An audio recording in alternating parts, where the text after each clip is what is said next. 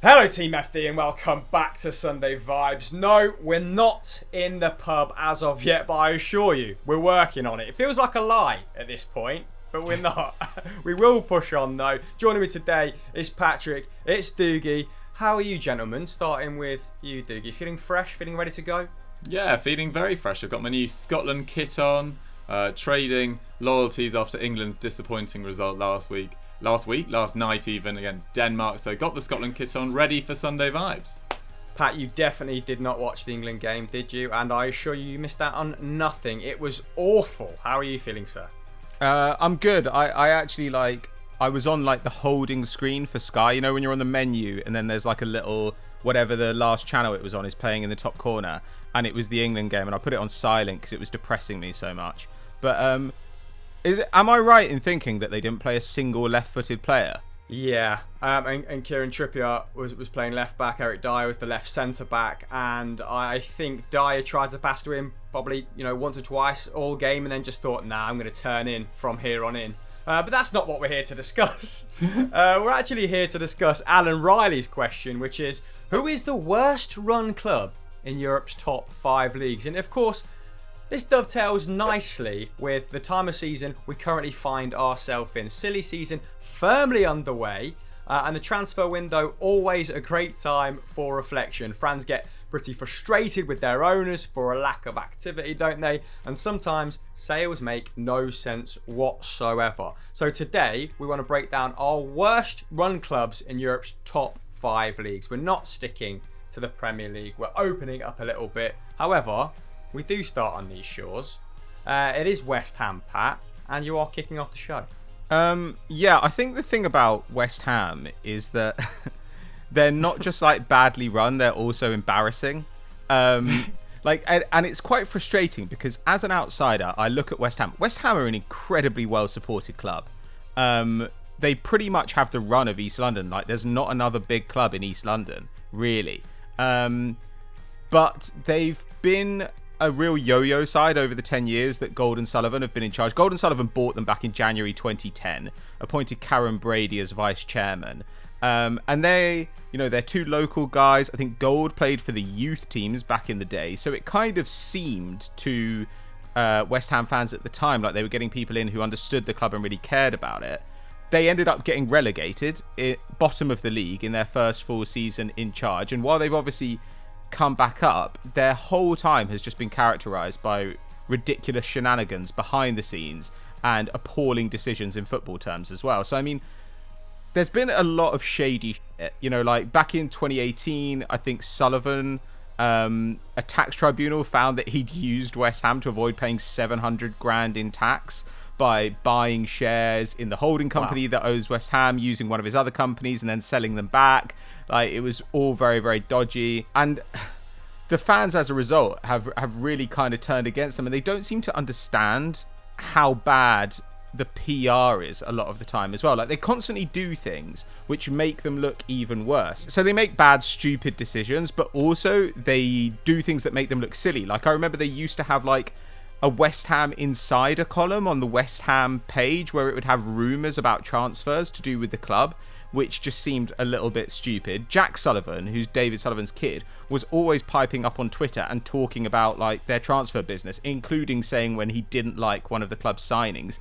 He's since become, I think, managing director of the women's team, which is not an indication that they care about the women's team as much as they should. And so as a result, there's constant like discontent bubbling below the surface. Like back in 2018, there were protests on the pitch. Somebody threw a coin and hit David Sullivan, which, if you've seen the size of David Sullivan, must have been an incredible shot. And I think as well that expectations were raised when they moved to the Olympic Stadium. Everyone said they're moving to a huge stadium. It's a world-class stadium. It's a new build. And as a result, we expect the club to change and grow to match the size of the stadium. And it hasn't really happened because, firstly, I think it's not a football stadium. I think that was kind of overlooked at the time. Because it was built for athletics, it means that it's quite, like, fans are quite distant from the pitch, and it feels a little bit like Italian stadia in, like, the 90s. Pat, I remember the guy who designed the Emirates saying, I think they asked him to convert it into a football stadium at first, and he said the only way that is possible is to rip it down and start again, which is pretty damning, right? Yeah, I mean, and that guy like didn't exactly do a great job. So if he thinks your stadium, then I mean, like, you're in serious trouble. But I mean, it's also difficult to move to a new stadium. Like, it genuinely is. Like, they finished 7th in their final season at Upton Park. That was back in 15-16, and they finished lower in every season since. And I do think that moving to a new stadium, especially when your old one has such a kind of cauldron atmosphere and has so much history attached to it, it is difficult. You know, Arsenal had similar troubles in some ways when they moved to the Emirates from Highbury, which was quite oppressive for opponents. But also, I just don't think there's any plan to what West Ham wants. So they had Slaven Bilic, a pretty defensive coach, David Moyes, a very conservative coach. Then they went to Manuel Pellegrini, and they were like, right, we're going to play attacking style football. But then as soon as he had problems, they were like, oh, straight back to David Moyes. And that to me just feels like, I don't know, like weird kind of lack of planning, conservative thinking. Like, if you are going to try and build a certain style, you've got to commit to it. And when Pellegrini doesn't work out, you've got to go and look for somebody else who's going to build on that style, but maybe in a slightly more pragmatic way. Instead, they went for somebody who really was just going to kind of run out a 4-4-2 and find a way to make things work. Like, there's been a lot of criticism of the output of players like Sebastian Haller and Pablo Fornals, but at the same time, you don't really expect those guys to flourish under David Moyes. He is someone who's going to want to play Michail Antonio up top. And to be fair, Michail Antonio was really the only thing that kept them afloat last season. So the trends right now are pretty troubling for them on the pitch. I think last season they won 10 games. That was their worst since 2010-11 when they got relegated. They scored 41 league goals. That's their worst since 2013-14. They finished with 39 points. That's the lowest since 2010-11 as well. These are not positive things. They've spent 160 mil net since moving to the Olympic Stadium. You know, where you compare that to a club like Southampton, who've spent a net 12 million in that time. And this is given the fact they've got kind of lucky with some of their moves as well. I mean, like, they bought Andre Ayew and were able to sell him back for exactly what they paid for him. But I think there are still good players there. I think Issa Diop is good. I think Fornals is good. I think Haller is good. Like, I do think that all these guys are useful. I think Felipe Anderson is one of the better players outside the big sides in the Premier League. But you can see that they were not brought in with a particular system in mind. You can see that it was like, this is somebody who we think we can get. And I don't know, like, Arsenal are after him. Therefore, like, we should go and get him, because that's the sort of club we should be competing with, as opposed to, this is the player that we actually need to improve our team. And now, once again, they're showing like a complete ignorance of the way things play out in the kind of public sphere by selling Grady Diangana. Grady Diangana, he's a guy who's come through their academy. He's extremely highly rated. He had a fantastic season on loan at West Brom last season. Now, West Brom came up to the Premier League, wanted to buy him on a permanent deal. And instead of West Ham saying, no, we've actually got kind of a vacancy that we could use him in. You know, he's an incredibly good progressive passer. He was one of the best dribblers in the Championship last season. I think he got 14 goal involvements despite having an injury in the middle of the season, which kind of ruled him out just as he was hitting form. They said, yeah, we're going to sell a 21-year-old to what is fundamentally like a relegation rival.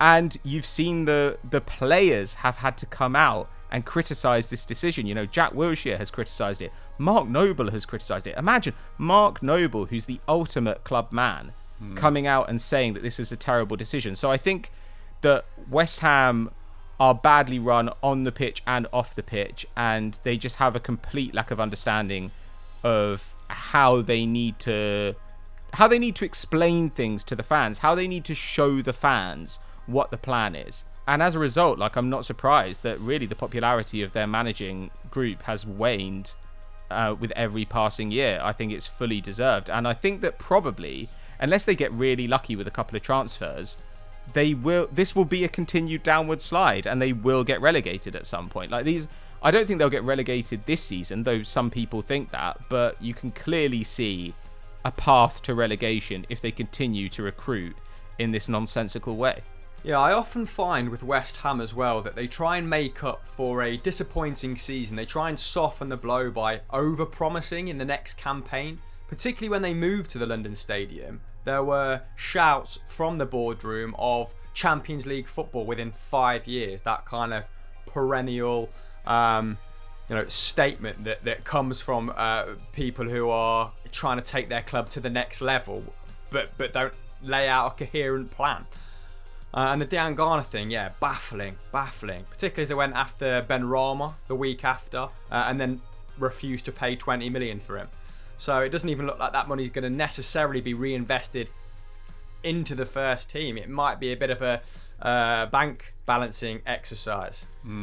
Especially as they had no real need to sell him as well. He had 5 years left on his deal. You'd think that they'd try and shift someone like, I don't know, Yarmolenko, who's still playing regularly for Ukraine, he's still performing for Ukraine. Try and shift someone like that rather than your best prospect at your club. I mean, what a way to increase disconnect with the fans who are already fuming over simple things like, I read or heard this week on the Athletic podcast that it costs £10 for a hot dog at the London Stadium. Like, unless it's like golden flecked hot dog, like that is just a complete joke. And then who has actually got better at West Ham over the last 4 or 5 years? I think Marko Arnautovic maybe raised his profile, Dimitri Payet wanted out, but other than that, I can't really think of anyone that they've brought in managed to improve and sell for a profit, which for a club like West Ham, that's absolutely crucial if you want to improve. The only player that's got better on their books and will probably go for a large fee in the next 2 years is Declan Rice. So they're a bit stuck, really. I think the hot dog thing is a little bit misleading. This is the kind of story that national papers love to bring up because it looks really bad to people who don't live in London. But I think whenever you go to a food market in London, like, you're getting ripped off. So like, I can understand it a little bit, but I mean, like, Arsenal and Spurs are exactly the same. Like, it's just London and like nobody complains about it that much with them. Like, it's more that, like, I think with the Benrahma Diangana thing, it's like, if they sold Diangana because they had a surplus of players who could play off the left wing, and because they needed to desperately go out and get a central defender or a central midfielder, people would understand. What people don't understand is selling a really promising 21-year-old left winger from the Championship so that you can sign a 24-year-old left winger from the Championship. Like, that makes no sense at all. You know, just like, oh, okay, we're going to go and get somebody who is better than he is now, but who is 3 years older and plays in exactly the same position. So it's not even like they're saying, look, guys, like, we've got like they've had a hole in the centre of midfield for ages. And even Souček, who I like a lot, Souček likes to burst forward and get into the final third much more than he's playing as a conventional central midfielder, I would say. But you've just got to find a way to represent these ideas to the fans. You've got to say, like, look, the reason we're doing this is because we want to do X and Y. And I think clubs have got into the habit of thinking, no, we need to play our cards really close to our chest. And actually, often, I think you just need to kind of level with the fans and say, we are not the sort of club who can have 2 quality players in every position. So we are going to have to sell one of our wingers in order to strengthen in this much greater area of need. And then I think actually a lot of the times, yes, there will still be like unreasonable fans, but I think a lot of the time fans will say, yeah, I kind of understand. And you can, you know, use that as a way of building the connection with the supporters and, you know, not looking like a bunch of idiots who don't care about continuity between the academy and the first team. Okay, that's one issue. As in, West Ham have always been a selling club, but like Dougie mentioned, have always kind of taken great pride in the talent they've produced. However, their most sellable asset right now, Declan Rice, received his football education at Chelsea. So the West Ham setup isn't as fruitful as it used to be. But also, why sell Diangana for a middling fee after tying him down to a 5-year deal? £16 million in this market isn't much at all, is it? Even if they are going to reinvest that in Benrahma, or even if they were to dedicate that to a central midfielder, like, that is just bad business for someone that's excelled in the Championship. Brentford have just got £33 million for Ollie Watkins. And I'm not saying that Diangana is of that level. Watkins has done it for 2 or 3 years, hasn't he? Yeah, it just seems like more short-termism at West Ham, but the fans have become well versed in that now, haven't they? Let's move to German shores, Dougie. What better sort of candidate to explain one of the perpetual underperformers in the Bundesliga than a man in a Scotland kit? Are we starting with Schalke? Yeah, why not? Because, you know, I'll touch on Barcelona, which we have to bring up in just a second, but I think the far more interesting story is Schalke, because this is a club that was once a sort of picture of consistency. They finished in the top 6 for 5 consecutive years between 2010-11 and 2015-16. That included 2 third-place finishes and 3 consecutive runs to the last 16 in the Champions League. But Schalke are now a bit of a mess, really, on and off the pitch. So the last 4 years they finished 10th, 2nd under Tedesco, then 14th and now 12th. And their 9 league wins in 1920 was their second worst tally of this century, only worsened or topped in a bad sense by the year before when they won 8. So this is a club clearly in decline. They've had 6 different managers since October 2014, and no one has scored more than 7 league goals in each of the last 2 seasons. So this is a team really crying out for investment, really struggling on the pitch, and with not, similar to West Ham, not really much of a clear plan off it. So in 1920, it actually is David Wagner, ex-Huddersfield, who's now in charge there. And actually they started reasonably well. They were 5th at the middle of January, but then they didn't win any of the remaining 16 league games, drawing 6 and losing 10. And in those 16 games, they scored 7 goals. So David Wagner is pretty lucky to have kept his job, quite frankly. Although maybe they've just reasoned that another change at this stage isn't really going to help, particularly with the pandemic and their finances already being a complete mess, as I'm just about to cover. And they also conceded 3 or more goals in 7 of those 16 games as well. So couldn't score, conceding a lot, recipe for disaster. They were actually second bottom after the winter break in the Bundesliga. Now, in terms of, unlike West Ham, they've actually sold a lot of very good talent in the last 9 years or so. So Neuer left for 30 million euros. Draxler went to Wolfsburg for 43. Sane obviously went to Man City for over 50 million euros. And Thilo Kehrer went to PSG for around 37. So they've had a lot of influx of money, but they've spent it pretty appallingly. They've spent over 180 million euros since the summer of 2016. But they've had to pay to get rid of 4 coaches in that time. And they're building a new training ground for just under 100 million euros as well. So a combination of factors has meant their finances are in a really bad way. According to a report I read at the end of 2019, they had 200 million euros worth of liabilities.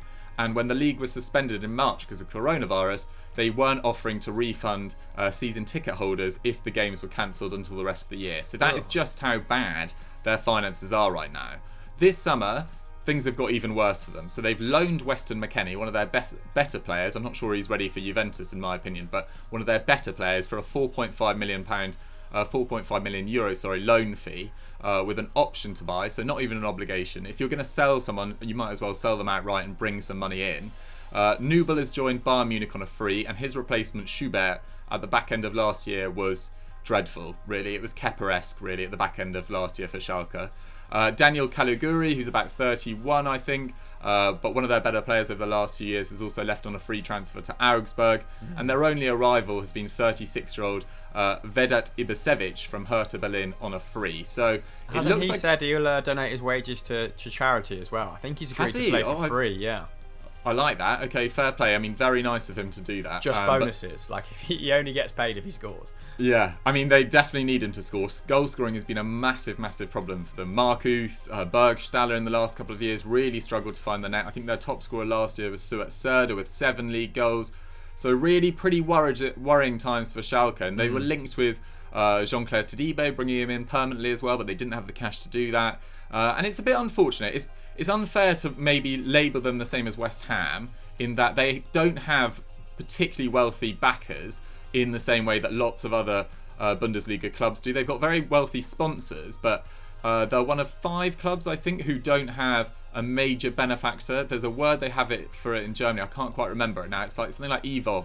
I mean, Bundesliga fans, tell me in the comments below. But they basically denied going under the sort of mass ownership, or at least to 50% of a major benefactor. So they're trying to stick to their sort of working class roots, but it's really not working out for Schalke at the moment. And then briefly, we can't talk about worse run clubs at the moment without mentioning Barcelona. I know you guys have heard a lot about them in the last few weeks from us, and obviously that will sort of die down now. The Messi news has gone away, although there's still some interesting transfer business. But yeah, they've been appallingly run for quite a while. Massive transfer fees. Spent £961 million since their last Champions League win. Net, that works out £157 million, mainly because of that Neymar deal. That's almost double what Bayern Munich have paid in the same period. And they got absolutely thrashed by them, as we all know, in the Champions League. Ronald Koeman is their 5th manager since July 2013. Josip Bartomeu goes from disaster to disaster. Originally brought in to the board as a basketball expert, he's now president, and it's absolute chaos, really. He organised a smear campaign supposedly in February to criticise the key members of the playing staff and ex-coaches like Pep Guardiola on Twitter and social media, and he's now probably the most hated man in Europe, really. He's got to be up there as it stands. What so a huge Barcelona, claim that is. I'm trying to think of anyone worse, but Johnson, as in Putin. Okay, well, is Russia Europe? It's always a bit Yes. of a contentious one. Dougie, how much are the hot dogs at the camp now? I think they'll probably not be as expensive as West Ham. I've got to say, when I heard that on the Athletic podcast, that riled me, but maybe not you guys. I'm not paying £10 for a hot dog, mate. I'm in your camp there. Yeah, exactly. I just don't buy it. Like, that's my response. I vote with my feet, and I don't. I was buy it. angry for the Hammers fans. I understand that. I mean, like, it is taking the piss, but I just think, like, welcome to London. Yeah, but yeah, as I say, Barcelona complete mess, as we all know, and Schalke in real danger of sort of financial oblivion, really, unless they get their together very soon. Right, on the subject of financial mismanagement, let's move on to my side, which is Valencia, because I don't think there's been many clubs in Europe's top 5 leagues over the last 20-25 years, say, that have been steeped in as much drama as this Valencian outfit. Just to give you some indication of how far they've fallen in their modern era, from 1999 to 2004, they actually won La Liga twice. They got to back-to-back Champions League finals, which is completely unthinkable now. They also won the UEFA Cup, they won the European Super Cup, and had some unbelievable players, and the likes of Rafa Benitez and Claudio Ranieri in charge. Now, they're really lucky if they finish in the top half of the table, aren't they? And that is no exaggeration. Under current owner, Peter Lim, the Singaporean billionaire that took over in 2014, they've finished 12th and 9th in his 6 seasons, which is quite the fall from grace, isn't it? Now, it's not all his fault. I would like to stipulate that at the very top. He did take over a club completely saddled in debt as well. I think it was around 350 million euros, and previous regimes were just as bonkers as this one. Just to give you some indication, a previous chairman tried to abduct his successor over unpaid shares once, and yeah, had to do a prison sentence. So that's the level of drama we're talking. But for a club Valencia's size to be in this position, it's just a little bit embarrassing, and the fans deserve better, don't they? This is a club that spent 85 seasons in the top flight, which is the 4th best record in Spain. They're also located in the 3rd biggest city in Spain, meaning they've got an unbelievable amount of natural resources football-wise for the Paterna, their youth academy, to convert into stars, which they have been doing in the modern era. Look at Isco, David Silva, Jordi Alba. They've produced unbelievable stars that have been the mainstay of a dominant national side. But unfortunately, it's not happening now, despite Ferran Torres having one very good season and going to Manchester City.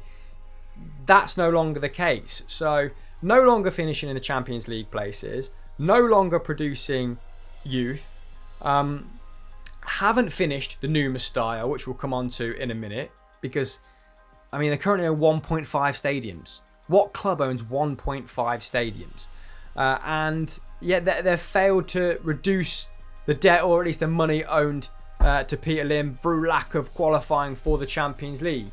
Now, I have done a pretty extensive breakdown of them over on Euro Football Daily on one-on-one, so I am going to try and streamline this. I am going to focus on what's been happening recently, so you've got a little bit more to learn when you head over to watch that after this. Please do so. I appreciate everyone's views.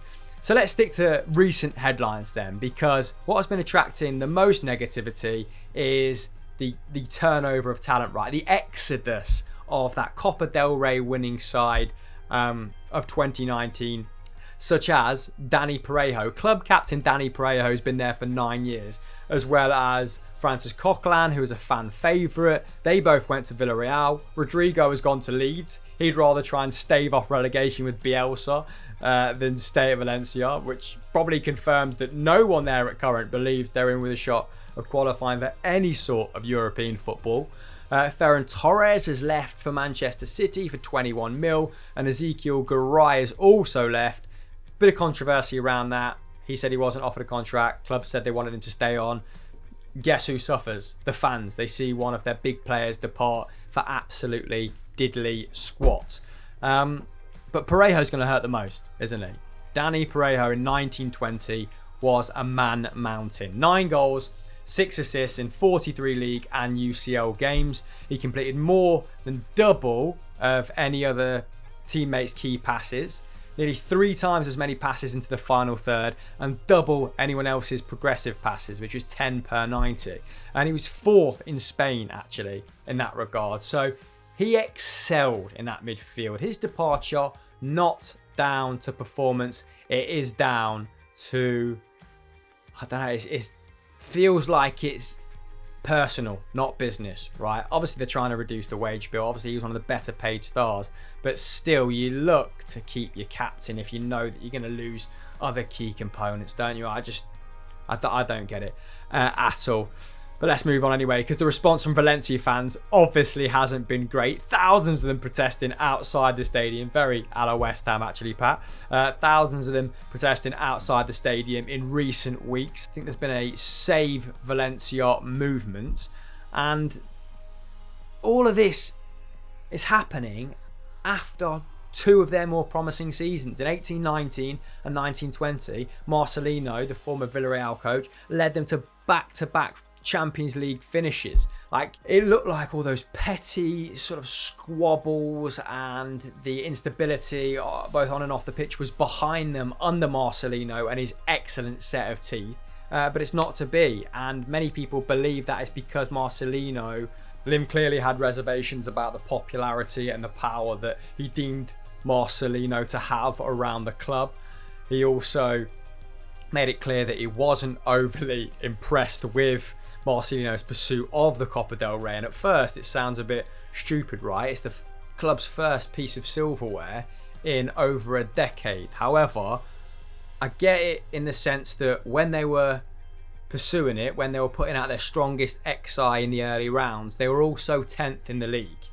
And Lim's directive to Marcelino was qualify for the Champions League by any means necessary. Now, clearly Marcelino's a great man motivator and he got the most out of that crop of players, but had one of them got injured in that cup competition, they might have finished, without silverware and without the UCL money, which they so desperately need, right, in order to make them a financially viable club. I think when Lim took over, I remember Graham Hunter saying in a piece for ESPN that his business plan was, we have to qualify for the Champions League every year for the next 10 seasons to get out of the sheer amount of debt we're in.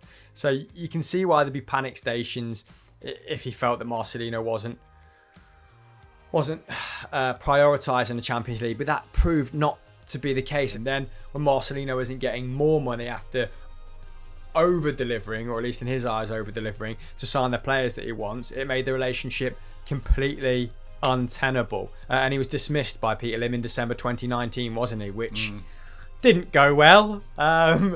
Sporting director Matteo Almani followed. He worked alongside Marcelino throughout his tenure there, really successful as well, bringing in some great signings like Kondogbia, Guedes, Celestin and Maxi Gomez. And the subsequent manager wasn't a roaring success, was he? Alberto Celades, the former Spain under-21 boss. Not the best contingency. Things went okay at first, like he navigated them through a tough Champions League group. But I think he would have done well to kind of destroy the robust system that Marcelino had put in place. Played that very busy 4-4-2 system, didn't he? And it served them well until the latter half of the season when things began to come undone. So they only won 4 of their last 16 league games. And XG actually suggests they were lucky to finish in the top 10. They had the 10th best attack statistically and the 18th best defence and should have finished 13th according to expected points, which is a metric we sometimes don't buy into.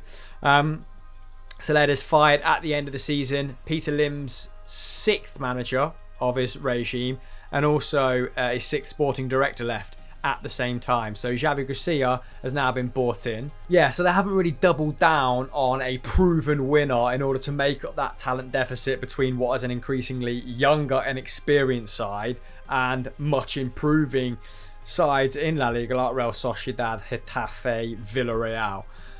Instead, they've gone for a safe pair of hands in Gracia. I think he's a fine manager. He's used to working under these conditions. But this does lead me to believe, the inexpensive option, it does lead me to believe that Lim wants to sell the club. And when you hear that they're trying to reduce the wage bill by 40%, they want to offload players who have 2 years or less on their contract, which is 13 of the 25 playing squad, by the way. It does all kind of spell quick exit. I have read as well that he's instructed Jorge Mendes to sound out some prospective buyers because he's just as fed up as the fans is Lim. And his daughter Kim is slagging off the fans on Instagram saying the club is ours, the club is my family's. Don't the fans realise that? We'll do what we want with it. That doesn't help matters at all. That just serves to generate further bad blood and make the fans kind of despair. So yeah, I think they're in a really bad situation at the moment, as you can tell by the amount of moving around I've done in this episode. A little bit animated about it, but let's move on very quickly because I'm aware of how much time we spent on that. On to quick fire questions, where Swagato is back. Has asked, which club do you think will underperform this season? Not sure if that's the original Swagato, but we'll roll with it. Some Swagato impersonators out there. Pat, do you want to take this one? I guess it depends what you mean by underperform. There's no reason to think a club's going to... You can only make a prediction about how a club's going to do based on how good the club is. So it then seems weird to say this club will underperform because what are you basing that on? I don't know. I think Spurs could have a disappointing season. Just because they still haven't addressed significant areas of need. They still need to rebuild that backline to some degree, though I think Doherty is a good signing, though it's not a long-term signing. They still need backup for Harry Kane. Yes. Those are significant issues, and the issue is the same as it always was, which is if Kane gets injured, they're kind of in trouble.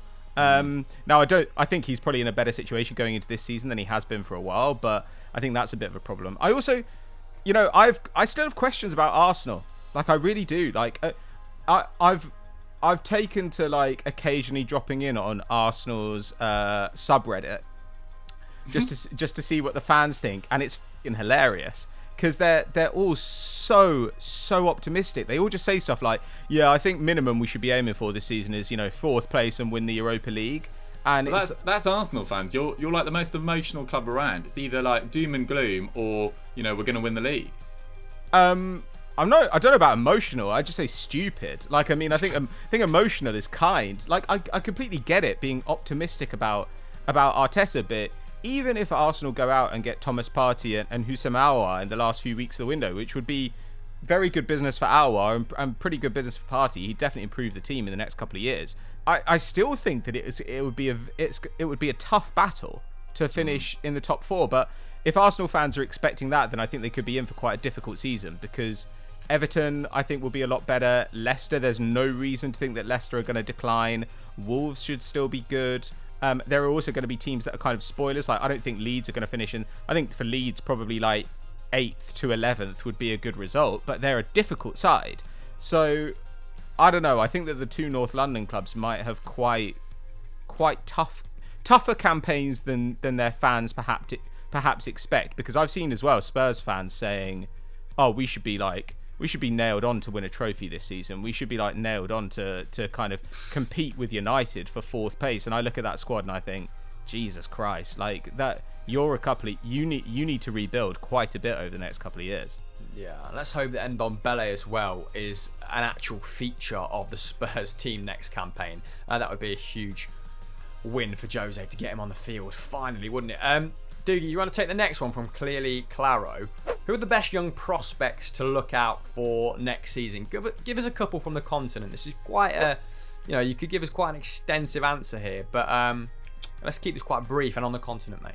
Well, I was actually preparing for who I think could underperform this year, and I was thinking about Roma actually, because they've got rid of Schick and Kolarov. But actually at Roma, it's going to be really interesting because I feel like this is the season where Cengiz Ünder and Justin Kluivert, they're not exactly young prospects anymore, but they've really got to step up and start delivering on a consistent basis because they've been talked about for big moves for ages. They've, you know, performed okay in fits and starts, but they definitely need to step up. I think judging by his France debut last night, I think Camavinga's going to go from strength to strength this year. What a player. At Rennes, he looked, you know, ready-made for international football at 17, 18, which is just quite frankly ridiculous. I think Giovanni Reina will get a lot of minutes at Dortmund this year, and that's going to be really exciting to see. I thought he played really well in the minutes he got at the back end of last year as well. And even if Sancho stays, I still think he'll become a much more integral part of that team. And then I'm really excited to see Jude Bellingham as well. I didn't watch a lot of him at Birmingham last year, but by all accounts he's had a very good pre-season with Dortmund. I don't think he'll start the campaign, but from about January onwards you could probably expect Jude Bellingham to come into the team a bit more regularly and then really hit the ground running in 21-22. God, that sounds mental, doesn't it? So yeah, those are a few random picks that I think you should keep your eyes on. Nice. Right, let's move on to personal questions then. Again, look, Swagato Sarkon 99 has asked, how many Swagatos is that? Who is your favourite sportsman, excluding footballers, Pat? Oh my god. Do you know what? I didn't realise that people hate Djokovic. Oh my god, really? I don't watch tennis. Oh, okay. Everyone hates Djokovic. People really hate Djokovic. Yeah, he's very unpopular. But like, that's the thing. Like, tennis still has this like weird idea as well of like, we must all be humble and gentlemanly. Like, which is why like all the posh crowd at Wimbledon like love Federer. And so I love it when like Djokovic is just like drinking posh people's tears every year. Like it's, I don't know. Like it's the same reason that like the tennis crowd kind of hate Kyrgios. But is this like current or all time? I think you can go all time, mate. We'll give this a little bit of leeway. When I was a kid, I loved Jonah Lomu. Like Jonah Lomu was one of the sportsmen that I like really admired. Yeah, and Francois Pienaar as well, who captained South Africa when they won the Rugby World Cup in 1995. Like he's pretty amazing. In tennis, I grew up I really enjoyed Leighton Hewitt, and I actually love Djokovic. I think like Djokovic is, though Federer's like really enjoyable for I guess like the purist, like Djokovic is the best all-round tennis player that I've ever seen. Serena Williams as well. Christ, there are loads of people, man. Like, I mean, there are a lot of sports. I mean, Usain Bolt. Like, what a privilege for us to watch Usain Bolt. Yeah, that was cool. Usain Bolt's prime too. But I mean, I don't know about you. I hate cricket. Though when I was a kid, I liked Sourav Ganguly. Nice. Oh yes, yeah. With so, the I don't know. unorthodox bowling technique. Was that Ganguly? Yeah, well, Ganguly had like the double jointed arm, right? So when he'd throw in, it was always like his arm would sort of like bend backwards and he'd like really sling it in. It was kind of amazing. But I don't know. I imagine you guys have got quite interesting shouts here. Yeah, Dougie, you are Mr. Sport. You read BBC from back to front every morning. I've seen you, tucking into a Formula 1 article as you've nailed through your egg and crest sandwich at 8:30 a.m. So I expect you to have some good answers here, mate. Pressure's on. Yeah, I do love BBC Sport. It's a great website and it does cover a lot of sports very in depth. I do appreciate that. I grew up being a big rugby fan as well as football, and my favourite Scotland player, because I was a Scotland rugby fan, or still am, was Chris Patterson. He was like not the most like technically gifted, but he had a hell of a lot of heart, and he was quite a small guy, but he'd never like shirk a tackle. He was a very good goal kicker as well. Also used to love Jason Robinson, who used to play for England, who was just absolutely lightning. He was wheels, really, and he just scored some absolutely incredible tries.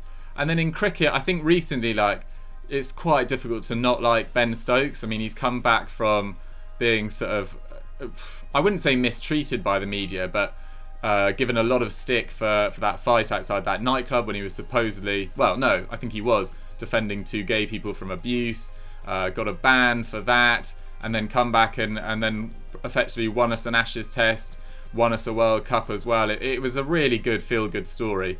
And then tennis, I've always been an Andy Murray fan. I'm not really a Djokovic guy.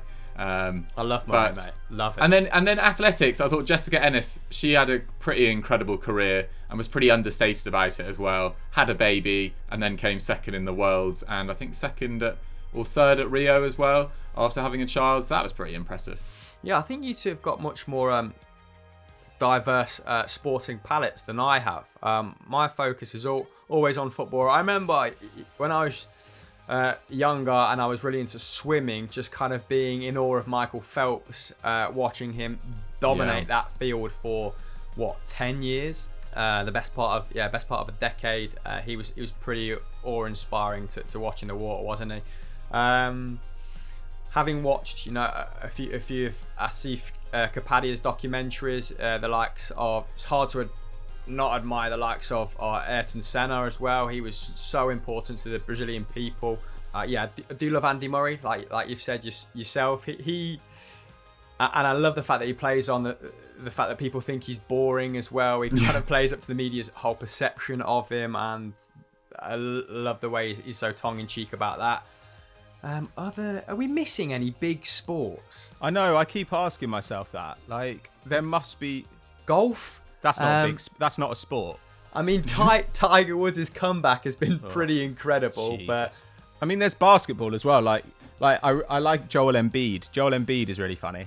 And also basketball just tends to have like smart players. Like, I think basketball, it's kind of like rugby in that sense. Like, the players just seem like more intelligent and more kind of like engaged, and they're certainly more kind of socially and culturally savvy, I think, than a lot of players in other sports, which are quite conservative. Like, the NBA isn't really. I need to get more into American sports. I'm so Eurocentric in mine. Yeah, no baseball, no basketball. Baseball is rubbish, though, isn't it? It's unwatchable. I think it was a baseballer that started Players Tribune, though. Colin Kaepernick probably deserves a shout out as well. Yeah, absolutely. I feel like we've probably not done that question lip service, but that is the first time I'm reading that off the page. And the next one is from Mazror Parker, who's asked, what car or food would you say you are? So a complete flip. This is firmly at the other end of the spectrum. What car or food did you say you are? I want a one-word answer, then we're ending the show. Probably something quite British. I look quite pasty, don't I? Maybe like an apple crumble with custard or something. Oh, sick. With custard. That's an elite pudding, Dougie. Thank you. God, Pat, are you choosing car or food? I'll do car then. My favourite cars are those like, those like pillarless, like roofless, like Jeeps and that like surfers have in Point Break. But I'm definitely not one of those. Oh Christ, I don't know, man. They're pretty beach ready. You're pretty beach ready at the moment, Pat. You've been doing a lot of workouts. Nah, I think I'd probably be something much more conservative and safer, like a fucking like Fiat Volvo estate, solid, reliable. I don't know. I might go with a similar train of thought. I might go for like a Peugeot 206, and it will just go and go and go, but you can see it's struggling. Right, that is the end of the show. That's Sunday Vibes for another week. Please check your timelines for the tweet when we ask for your question, because we want you to participate. And of course, the season is kicking off. It's kicked off by this point, and we're all very excited of what is to come. And Football Daily are bringing you some new products, so keep your eyes peeled. Dougie, what's happening in Euro Football Daily? Euro Football Daily today will be the one-on-one, which you talked about, the Valencia one-on-one, and go check out yesterday's Football Pyramid as well, between Pat and George. A very enjoyable episode, and pretty even as well. Interesting. Pat, what's the podcast channel saying this week? Well, actually, if you want a bit more detail on those quickfire questions we covered today, teams that are going to underperform this season, the best young prospects to look out for, it's worth going over to Football Daily Podcast and listening to the latest episode, which is me and Dougie talking about some of our predictions for the Premier League season. Not who's going to win the league or who's going to get relegated, but the players who we think could be surprising, the best and worst signings of the summer, stuff like that. So if you want more detail on that, you can either download that as a podcast using your favourite podcast app, or head over to Football Daily Podcast, where, thank you very much, we're now, I think, over 25,000 subs, so we really appreciate the support. Woo! Love that. Right, that's it. See you next week. Bye. Bye.